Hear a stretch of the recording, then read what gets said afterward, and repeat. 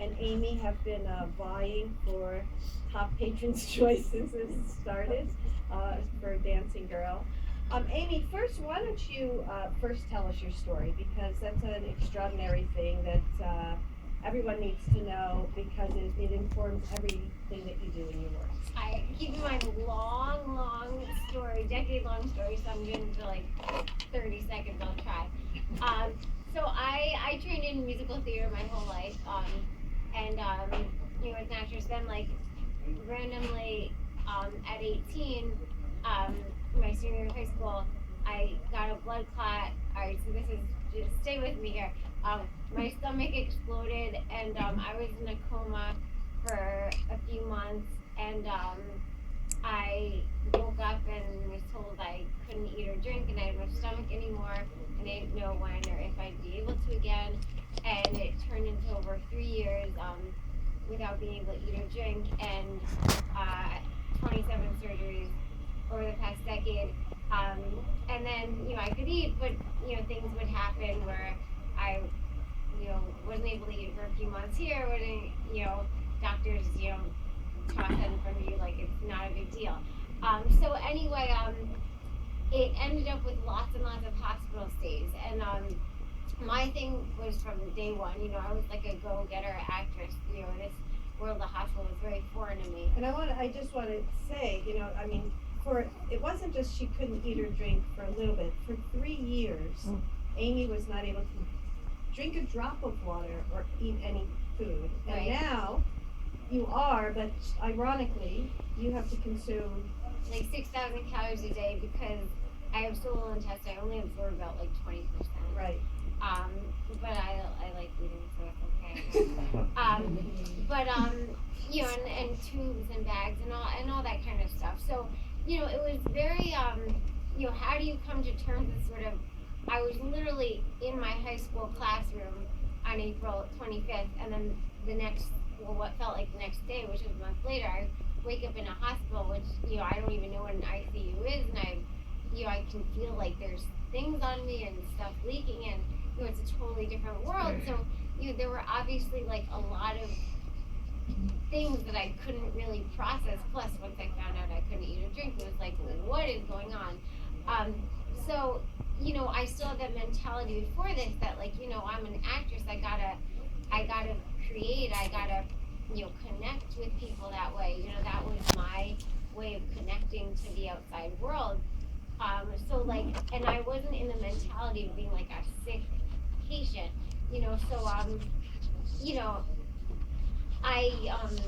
I just kept creating and doing, and eventually, my mom right there, I had the best, supportive family that at 18 they stayed in the ICU with me for like all those months and stuff. My mom had always fostered my creativity, and somehow, we got into, just watercolor pencils, which are easy to take in the hospital, which you can like, dip in water and draw stuff, and I just ended up coloring a lot, mostly just writing like I want to go home, like in a lot of different colors as soon as I could get up into my hands, and then eventually we brought paints in, and I just started like going crazy and just creating and got into art somehow, and then home hospital, lots of stuff, extra stuff, and then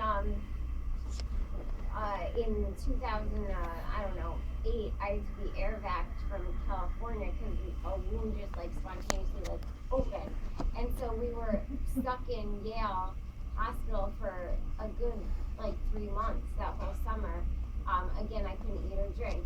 And so I think my mom just went home and got like every kind of fabric she could find, and canvases, and I started creating like a painting a day while I was there.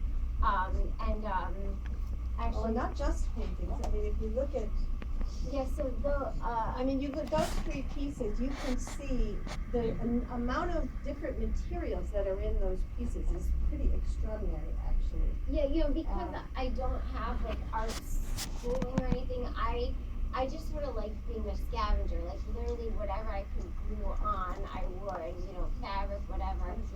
Um, yeah, and soon my art became, it was really just for me, my way of healing. So it reflected like a lot of the trauma I had been through. Like I experienced a lot of just like sort of, polar opposites, like dissociation, like, okay, one life before and one like this. So I did this really early on. This isn't even on canvas, it's just on wood that my mom picked up somewhere. Like sort of just my eye, just like in heartbreak, shattering, and then I had like one half of my face here, like the part before, and then this other place after, and that was some like vellum. So I just, the liberating part about not knowing anything about art is really I could just do whatever I want, and I would feel, like something after, like, okay, I have no control over my medical situation, but I feel, that was my way of marking, okay, I feel something, because it's easy to sort of just go numb and confused. So it kept you connected to your emotions. Right. And I think what struck me, I didn't know Amy. Brian said an artist, and this happens a lot, Brian writes to me and says an artist wants to hang their work in the restaurant, see if you can, if you want to consider them for a show. And I was looking at Amy's artwork on her site, and I thought, there's something about this whole, the work is unusual, and also there were a lot of pictures of food. Remember that site that you had before this latest one? Pictures of food that you would make, which Amy when I started couldn't eat, I got very into cooking, ironically. She cooked for her family when she couldn't She eat. cooked But very so well. I started reading the story, and I think I did 30 until pounds. 3 in the morning actually. And then I contacted Amy. And the thing about Amy that's amazing is this is one that is all about the trauma. And you could see there's still so much joy in this. Amy is all about joy. And that's what my personal experience of you and working with you is you're just about joy. Well, And the one should I thing, pass this? yeah, I also have my book of art to pass too, but I want to share a story. When I was in Yale, the first painting that I painted was, this is sort of now my signature piece, like Singing Tree, and like people remarked like, oh, it's so joyous. But when I think of my work, I don't necessarily think like joyous or depressed or positive or negative. Like I think of it as like it's very present. Like one thing I've always had, like whether I was frustrated or whatever, is I'm able to find some kind of like gratitude or something. And when I paint, I actually feel, my aliveness, and I think that's sort of a celebration in itself. So I'd say my paintings are more like a celebration of life. All the, I feel like life is like the pain and the pleasure. So like, it's like an itch I can't scratch. Like in my art, that like even if I do a joyous one, I have to have some kind of teardrop or something. Like I literally can't leave a painting until I have it. So it's like joyous, but there's teardrops and lightning bolts, because I think that's what has made my life so full. I'm finally at the point where I feel like I'm very happy that I'm grateful that this happened to me, because I have a whole new appreciation, and my life's pretty good now anyway. So I She's just getting married in June. Oh, There's her yeah, so that fiance, guy. But I you say, well, I mean, this is when she was not eating or drinking. She was in the hospital. She didn't know what was going to happen. And yes, there are definitely teardrops and lightning bolts. It reflects everything. But I'm going to pass these around and feel. Can they take one? Is that Yeah. what they're for? Yeah. Also, do you have the white book? And she'll pass around Yeah, a book of her I- work. But you have to just look at this tree. It's called the Singing Tree, and it's just really spectacularly joyful. And a lot of the texture from like my mixed music is literally from like the toilet paper in Yale. This to her Like hands. I literally For when she asks about the I studio. love like not having a method or rules, because in my art studio, it's such a mess that half of it is just whatever's on the floor. Like I don't throw anything out. So. And Amy is going, so at Beechwood, we have these arts immersion salons, which are a mix of music, art, performance, film, and culinary art, and it's all around a theme. And Amy's gonna be participating in the one on May 31st, which is called Resilience. And resilience is a celebration of the human spirit and the resilience of the human spirit and the role the arts plays in that. So I hope you'll all go to the Beechwood-Art site. You can leave your, do we have a piece of paper people could just write their email on if they want to be on the mailing list? Yes. Because tickets will be going on sale this week, and we're very limited seating, 60 people, 65 people. So, but that's on May 31st, and so not only did I bring Amy's work and hang it in the restaurant, which is getting all these votes, but I fell in love with her, and I'm also, we just happened to be doing this this show with the theme resilience, and I thought, wow, we were meant to meet. And so she's going to be doing that along with 8 other amazing artists and musicians. So it's going to be great. But there was one thing I wanted to show people that you brought.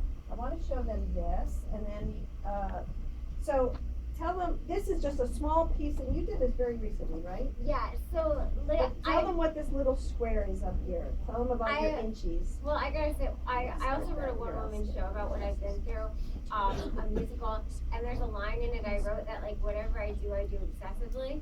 And I do, so ever since I got back into art, like, I've been doing my show mostly, for the past few years, but in the past month, I've created, like, 50 paintings. So, Not kidding. so yeah, I've been in the street for 4 or 5 hours every morning. So, I do these little inchies where I'll just, make a big collage of a big thing of canvas paper, and then I'll cut it into inch, by inch squares. And then I'll just put like a little like word on it and a little picture on it or something like that. And I have a big piece called Laugh at Fear that's like, that big, and I have like 12 by 12 inches like all over, and Janine came over and she saw my studio and myself and all that, and there's just a lot of me. I like doing just a lot. So she's like, why don't you try even just putting 1 inchy on like a canvas? And I tried a few times and I just like stopped. But anyway, that was my attempt at just putting like 1 inchy, and actually the texture it's created, I meant to bring material, but I think my brother thought it was just like stuff I had on a bench. Brandon, my fiance, he took me to Home Depot, and I'm always looking for new things I can use. So I got a thing of spackle plaster, and that texture was really just me like rubbing my hands in it for 30 seconds, and Is that what's on this piece? yeah, and it was like a $4 jar and done. So I've been using that a lot lately. And then I painted over it, and yeah, now I have a new technique. The other thing I'd like you to speak about is, Yes, this my is tree. new, but the singing tree is, from a while ago, but just, can you say a little bit about trees and what trees meant to you? Yeah. Because it's very significant in your life and your story. Yeah, even from the time I was little, trees have been my, like I said, they weren't like a metaphor for, being grounded and having peace and beauty. Like, they were like people. Like, they spoke to me, they were my friends. Like, they were like how I would like look to them, and they would send me messages. Like, I've always just been very tuned in to nature, which is like a big part of how I found myself, after the coma, just by trying to center myself in nature again. I used to, as a kid, in high school, I was such a dork. I used to be entertained for hours just watching how they moved, and even though I didn't paint, I danced, so I incorporated into my choreography and stuff like that. And so I've always just been inspired by them. And so in the hospital, the singing tree was the first one I did. Then on the back there was one I've done. But then the second one I did was maybe it's not in here. Oh no, yeah, the end of summer one, which is just on like cheap canvas paper. But like I gave the trees like eyes and faces and noses for the first time, and I was very like, it felt very homey to me, and something drew me to those 2 characters. So then I did later, it's not in there, then I did like a sequel to that called Winter Meeting, which is like a winter tree and a spring tree, and like they started to have like a relationship sort of, and then so in the past 2 weeks I've created like They become more and more human, I'm noticing. Well, yeah, well now they're falling in love. You know, I've created. There's a proposal going on. So I created like 10 more in the past like 3 weeks of just these 2 trees, and all different kinds of canvases, and like, I get so excited because when I come to the canvas, I have a faint idea, but I always wait for like the paint to talk to me. I mostly like work physically, like I see how I'm moving physically, and I love the surprise in it. You know, for me, if I know exactly how it would turn out, I just like download art or something.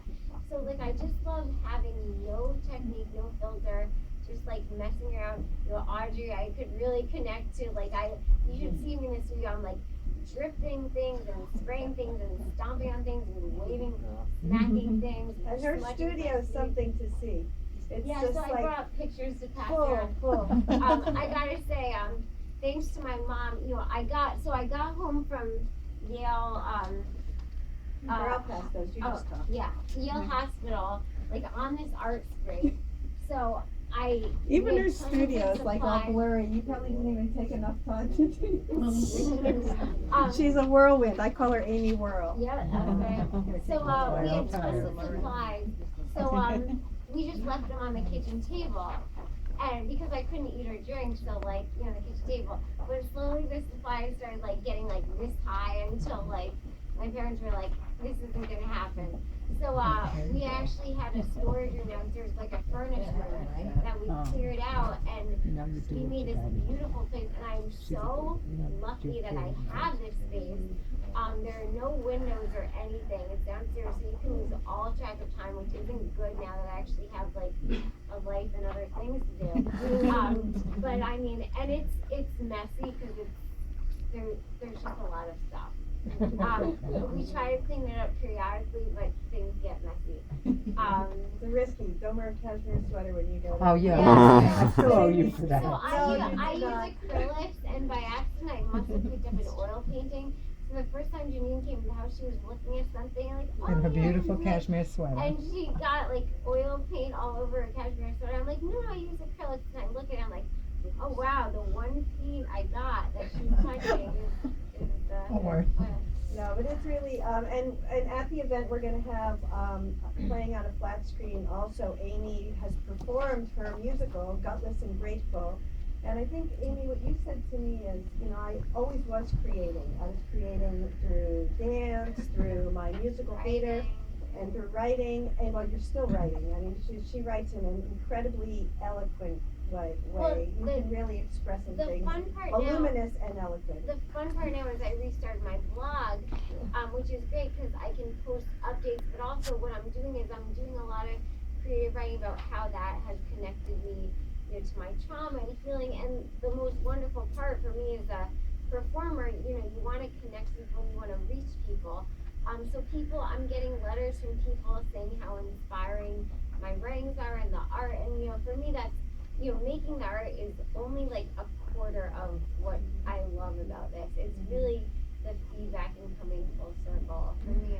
Now, you have like cards that you could send people. I mean, you know, you have greeting cards that people could buy. Can you buy those on your website or? So we are working on that. Everyone nagged Brandon. He's the engineer working on our website. But you know, I've heard like, you know, a lot that like, you know, these would make wonderful prints with like my inspirational story in the back. I want to make an inspirational book that I want published because I've done so much writing. So I would love to get a bunch of, you know, my art and like some of my quotes.